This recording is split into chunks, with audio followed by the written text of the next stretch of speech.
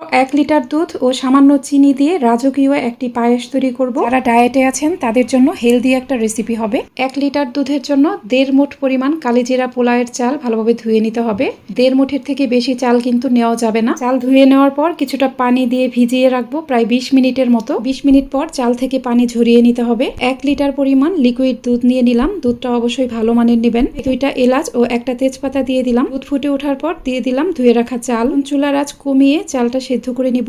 চারপাশে যে দুধ লেগে লেগে থাকবে সেটা বারবার ছাড়িয়ে নিতে হবে। চাল সেদ্ধ হয়ে যাওয়ার পর এখানে চিনি দিয়ে দিব 3 চা চামচ পরিমাণ। আমি যেই পায়েস রান্না করব এখানে মিষ্টির পরিমাণটা এত বেশি দেওয়ার দরকার নেই। দুধটা জাল হতে হতেই পায়েস এমনিতেই অনেকটা মিষ্টি হয়ে যাবে। আপনারা চাইলে মিষ্টির পরিমাণটা আরো বাড়িয়ে দিতে পারেন। এখন চুলার আঁচ কমিয়ে দুধের উপরে একটা সর পড়া পর্যন্ত অপেক্ষা করব। যখন দেখবেন এরকম একটা মোটা সর পড়েছে তখন আলতো হাতে সরটা ভেঙে দিবেন। সরটা নেড়ে নেড়ে একদম ভেঙে মিশিয়ে ফেলবেন না। সর একটু আস্তে আস্তে থাকলেই খেতে বেশি ভালো লাগবে। প্যানের চারপাশে যে সর পড়বে সেটাও বারবার নেড়ে নেড়ে ছাড়িয়ে দিতে হবে। এভাবে বেশ কয়েকবার এখান থেকে সর উঠিয়ে নিব এবং আলতো হাতে ভেঙে দিব। আমি এখানে কয়েকটি কিশমিশ দিয়েছিলাম। কিছুক্ষণ পর দেখবেন দুধটা অনেকটাই ঘন হয়ে গেছে। চামচে এরকম দাগ কেটে নেবেন। যদি দেখেন এটা এক জায়গায় আছে, একটু নাড়াচাড়া করছে না, তাহলে বুঝবেন পায়েসটা পারফেক্ট ভাবে হয়ে গেছে। ঠান্ডা হয়ে যাওয়ার পর এটা পরিবেশন করুন।